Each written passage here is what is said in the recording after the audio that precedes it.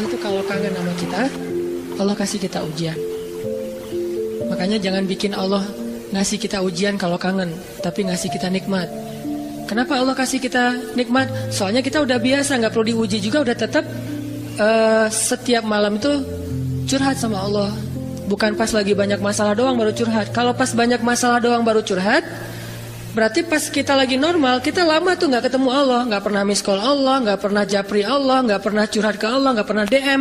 Kan Allah kangen nih, kemana ya dia, kok nggak pernah DM saya, kok nggak pernah miss call saya, kok nggak pernah japri ke saya, padahal online-nya sering loh. Tapi kok nggak pernah ke saya, nih online-nya masih apa nih? Kan Allah suka gitu sama hambanya, walaupun dengan analogi sosmed ya. Tapi Allah tuh perhatian banget sama kita. Allah nungguin kita datang. Setelah sekian lama kita cuek sama Allah, tiba-tiba kita baru niat mau datang. Duh, udah lama juga ya saya belum japri ke Allah. Baru gitu doang, belum diketik nih, belum typing. Baru niat doang nih. Allah udah bahagia coba. Allah kok baik banget ya sama kita ya. Seolah-olah Allah butuh kita, padahal nggak sama sekali loh. Ghaniyun anil alamin. Allah tuh nggak butuh kepada siapapun di antara hambanya, nggak butuh sama sekali. Tapi kayak seolah-olah Allah tuh yang butuh banget sama kita. Saking baiknya Allah. Allah itu raufun, rahimun, karimun, jawadun, apalagi latifun. Nah, latifun Allah tuh sangat pengen dekat sama hambanya. Itu Allah. Udah lama pergi nih, sibuk dengan semua orang dijapri, semua orang dia chat sampai tengah malam chat sama orang lain, tapi Allah nggak pernah dijapri. Allah tungguin. Kalau manusia mungkin kita bisa nyebutnya kayak kesepian gitu, tapi Allah kan nggak mungkin kesepian. Tetap aja Allah nungguin seperti orang yang kesepian, saking kangennya sama kita. Coba begitu kita ada masalah datang ke Allah, Allah nggak bilang giliran sekarang aja lo datang, nggak kayak gitu. Allah langsung, Allah dekat, langsung Allah, ada apa hambaku, hal min dhi hajah, apakah kamu butuh sesuatu? Hal min taib, apakah kamu mau diterima taubatnya? Hal min mustaghfir, apakah kamu mohon minta ampun? Allah tanya kepada kita setiap malam, dicuekin lagi, dicuekin lagi. Datang Allah ke langit dunia. Harusnya kan Allah suruh aja malaikat ya, malaikat kasih tahu ke dia supaya berdoa. Enggak, Allah yang langsung turun. Ibaratnya Allah yang ngejapri kita. Enggak dirit juga. Setiap malam japri, setiap malam enggak dirit. Padahal online-nya, lasinnya tuh per setiap jam, bahkan setiap menit dia online terus. Tapi yang Allahnya enggak dirit, ketimpa lagi tuh. Marahkah Allah? Enggak. Kalau Allah marah, pasti kita udah celaka dari dulu juga. Karena kalau Allah udah marah, maka perhatikanlah kaum-kaum sebelum kalian, kata Allah. Perhatikanlah kaum-kaum sebelum kalian, Ad, Samud, atau tokoh-tokoh sebelum kalian, Firaun, Haman, Namrud, dan seterusnya. Perhatikan kalau Allah udah marah nih, berarti Allah belum marah sama kita. Tapi jangan sampai batasan waktu yang Allah buat itu kita lewatin, itu bahaya. Karena kalau Allah sudah menentukan waktunya, nggak bisa ditolak lagi sama kita.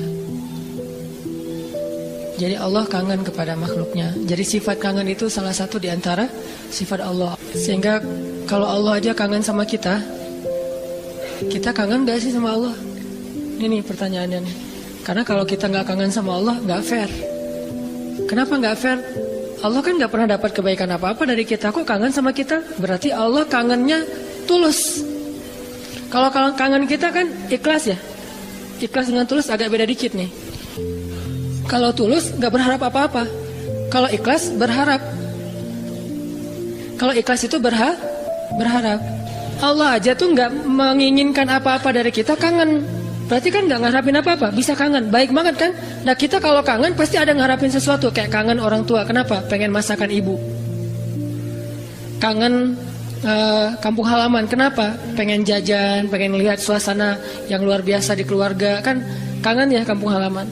Kangen dia misalnya, pengen disiapin segelas apa misalnya, green tea lah atau Thai tea atau apalah, kalau yang standar mah ya, atau kopi misalnya. Kita mengharapkan sesuatu dalam kangennya kita. Kalau Allah kangen gak ngarapin apa-apa, karena Allah gak butuh kita. Kok kangen? Berarti Allah maha baik. Kangen mengharapkan sesuatu aja baik, apalagi kangen tanpa mengharapkan apa-apa. Dan yang lebih luar biasanya lagi, Allah bukan cuma gak mengharapkan apa-apa, kangen pengen ngasih sesuatu kepada kita. Kangen pengen ngasih sesuatu untuk kita. Itu kangennya Allah. Mirip dengan kangennya ibu, walaupun gak sama, pasti Allah lebih. Kangennya ibu tuh pengen masakin buat kita loh.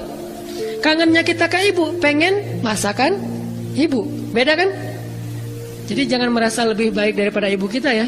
Karena realitasnya, jujurnya mah, kita kalau kangen ibu karena pengen dimasakin. Ibu kalau kangen kita karena pengen masakin. Jarang ada ibu kangen karena pengen masakan dari kita. Kan kita nggak bisa masak, kecuali chef lah ya. Chef juga tetap makannya makanan ibu. Walaupun mungkin dia jago dalam masak, tapi ada sentuhan mukjizat dari seorang ibu yang memang nggak bisa dipakai bumbu. Itu lebih ke perasaan, ketulusan cinta. Beda pasti itu. Ibu saya tuh kalau masak, mungkin banyak ibu-ibu lain atau siapapun perempuan yang masaknya tuh enak. Tapi tetap aja kalau yang dimasak oleh ibu tuh beda. Nggak tahu gimana, nggak bisa dijelasin aja pokoknya, beda. Gitu juga yang dimasakin oleh istri.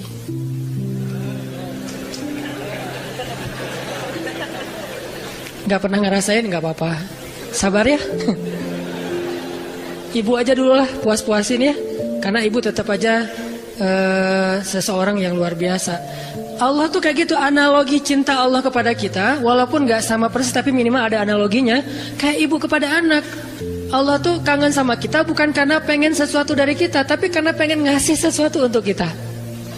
Kok bisa gitu? Ibu aja bisa, apalagi Allah. Padahal ibu kan manusia yang punya banyak kekurangan. Kadang dia capek, kadang dia juga lelah, kadang dia butuh harta dan segala macam. Namanya ibu kadang-kadang butuh. Kayak saya lagi di Mesir tuh, telepon ibu saya, "Mak, butuh apa? Nih di rumah kalau bulan Ramadan kan bentar lagi bulan puasa, orang Aceh nyebutnya bulan puasa. Bentar lagi kan bulan puasa, di rumah nggak ada es, masa harus beli terus ke tetangga, nggak enak. Menjelang berbuka pas lagi ngabuburit datang ke rumah tetangga, bisa nggak beli kulkas? Boleh mak, boleh gitu. Nggak pernah saya ngerasa mak nggak kangen sama saya, kangennya kulkas, nggak kan?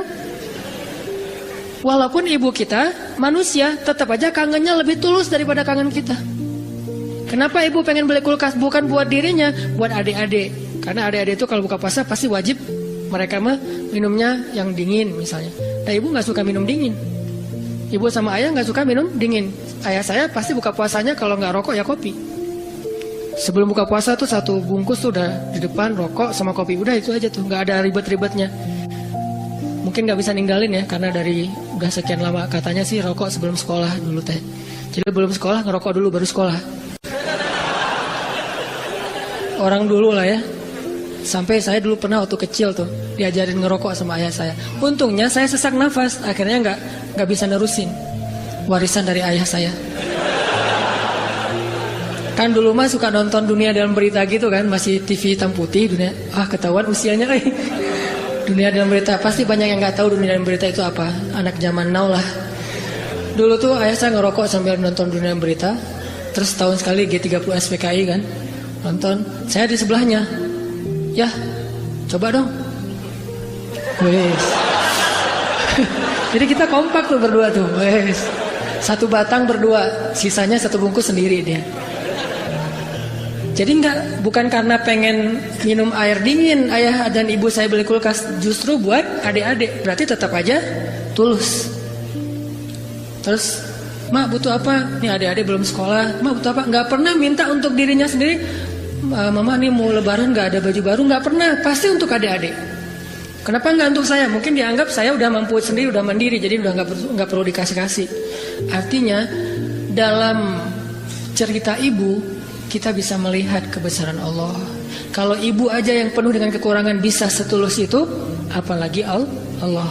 Ibu bisa kangen kepada kita karena pengen masakin buat kita. Allah kangen kepada hambanya karena pengen ngasih nikmat untuk hambanya. Allah kangen kepada pendosa karena pengen ngampunin dosa-dosa dia. Kenapa gak diampunin aja? Karena dia gak datang. Kenapa gak dimasakin aja? Ngapain dimasakin, orangnya gak ada. Kan gitu kan? Katanya ibu kangen, tapi kok gak masak masakan kesukaanku? Lah kamu masih di Bandung, ibunya di Jawa. Ya gimana yang masakin, siapa yang makan basi? Nah ibu gak makan spesial itu. Sehari-hari paling makan nasi putih, garam, sama telur ceplok. Kalau enggak juga cuma cabai. Saya waktu kecil makanan favorit saya itu nasi putih, garam, cabai. Itu aja dimakan, enak banget tuh. Sesekali makan telur di dada, diceplok, itu juga tunggu dari kandang ayam. Karena kita nggak beli telur, tapi ibu tuh nernak ayam di belakang. Setiap pagi saya periksa, pinggir loh, ngeliat telur loh gitu. Si ayam-ayamnya dipinggirin. Oh nggak ada, kurang produktif. Hari berikutnya dicek, 3 hari sekali ada telurnya. Kan telur kalau baru dari kandang itu kan hangat banget tuh. Saya ngerasain ternyata bedanya rasa telur dulu sama sekarang. Memang beda. Dulu tuh nggak pakai pecin juga udah enak. Kenapa sekarang jadi generasi micin? Karena telurnya udah nggak berkualitas. Pembahasannya nggak penting. Jadi makanan ibu cuma gitu. Terus kenapa ibu? Misalnya di Aceh tuh ada namanya masakan kari lah ya, kari kambing, kari ayam. Kenapa mak kalau katanya kangen sama aku kok nggak masakin kari ayam? Nah kan kamu di Mesir, ngapain dimasakin? Yang makan siapa? Gitu juga Allah, katanya Allah pengen ngampunin dosa aku, kok nggak diampunin? Lah kamu nggak pernah taubat, nggak pernah datang, nggak pernah sujud, nggak pernah minta ampun, gimana mau diampunin? Kayak dikasih ampunan nggak ada yang ngambil gitu. Bukan Allah nggak mau ngampunin kita nggak mau ngambil, kita nggak mau makan, kita nggak mau datang gitu. Padahal Allah sediain. Begitu kita mendekat sedikit aja langsung Allah masakin tuh ampunan. Langsung menunya yang paling enak. Kalau analogi ibu tadi masak, langsung disediain untuk kita. Disediakan dengan sangat istimewa buat kita ampunan Allah. Apa istimewanya? Lengkap. Lengkap gimana? Dosanya, semua dosa diampuni. Semua dosa tuh ada tuh. Dosa A, B, C, ampuni semuanya. Taubat diterima dengan seolah-olah kita tuh udah orang paling suci. Kan orang yang paling suci itu orang yang baru bertaubat kan? Orang yang paling suci itu orang yang bukan banyak amal soleh. Itu orang yang paling banyak pahalanya. Tapi orang yang paling suci justru yang pertama bertobat itu paling suci. Setelah itu mungkin udah mulai agak mix lagi nih. Udah ada dosa, ada pahala. Tapi baru-baru taubat itu saat yang paling suci setelah kita dilahirkan oleh ibu kita. Kita udah jauh dosanya, udah kayaknya kalau di dosa itu jadi titik-titik di hati kita. Bukan hati kita doang yang hitam, seluruh tubuh kita udah hitam. Karena udah nggak ada tempat lagi di hati, saking banyaknya dosa. Kalau seandainya dosa itu satu titik pulpen, terus setiap kita buat dosa tuh jadi tinta sekecil ujung pulpen itu di hati kita, kayaknya bukan hati kita doang yang udah hitam, seluruh tubuh kita juga udah hitam.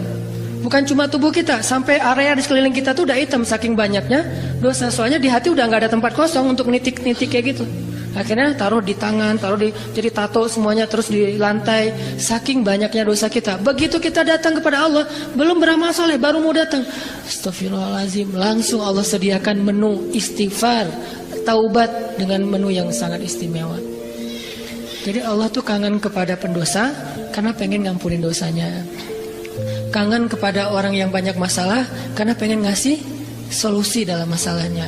Kangen kepada orang yang udah berbuat amal soleh karena pengen mengangkat derajatnya. Jadi kangennya Allah itu untuk kita, kangennya kita untuk diri sendiri. Walaupun boleh-boleh aja kangen untuk diri sendiri. Sama kayak kita boleh kangen sama ibu. Ibu kita gak akan balikin, kamu mah cuma kangen masakan mama, gak kangen sama mama. Gak ngomong gitu kan ibu kita mah. Ya udah pulang atuh nak gitu. Ya udah cepat pulang biar mama masakin. Mau masakin apa nih? Saya sering kalau dulu kan di pesantren pulangnya seminggu sekali karena pesantrennya dekat rumah sih, satu kota gitu. Setiap hari Sabtu pulang, hari Minggu sore udah balik ke pesantren. Itu setiap hari Sabtu ibu tuh pasti masakannya spesial tuh. Bang, pulang jam berapa? Jam 4 sore mah. Ya udah nanti mama masakin jam 3 biar hangat pas abang datang. Kadang-kadang macet atau naik angkotnya penuh karena sore itu angkot selalu penuh. Datangnya jam 7, diangetin lagi sama mama. Kenapa tadi nggak jam 4 udah mama masakin? Disiapin sama ibu. Nggak pernah ibu bilang, kamu mau pulang cuma untuk masakan, bukan untuk ibu. Nggak pernah ngomong kayak gitu. Gitu juga Allah nggak pernah ngomong kayak gitu. Kamu mau datang karena udah banyak dosa, bukan untuk saya kan? Nggak gitu. Memang kita datang kepada Allah pengen diampuni dosa. Memang kita datang kepada Allah karena butuh. Dan butuhnya kita kepada Allah bentuk dari yakinnya kita. Gak boleh kita bilang saya gak butuh Allah, saya mah memang datang karena cinta. Gak gitu, itu mah terlalu naif menurut saya. Saya gak butuh surga, saya gak takut neraka. Naif banget sih, gak takut neraka, gak butuh surga. Seolah-olah harta yang berharga di sisi Allah itu gak butuh gitu. Sombong banget kita kalau bilang gak butuh surga. Sombong banget kita kalau bilang gak takut neraka. Malaikat Jibril aja takut neraka. Pernah malaikat Jibril nangis luar biasa, kayak orang habis diputusin nangisnya teh. Nangis banget tuh, didatengin sama Nabi Muhammad. Jibril, kunaon gitu. Kenapa gitu Jibril kok nangisnya kayak gitu-gitu amat? Ini ya Rasul, saya teringat tentang neraka. Dan setiap kali teringat tentang neraka, sejak Allah ciptakan neraka itu, saya gak bisa berhenti nangis. Coba malaikat aja yang lebih keren dari kita, dzu quwwatin. Ya, malaikat itu kan paling kuat tuh, Jibril. Yang bilang malaikat Jibril kuat, Allah bukan kita. Berarti kuat banget nih, tapi takut neraka. Dan kita bilang gak takut neraka, sombong namanya. Harus takut neraka.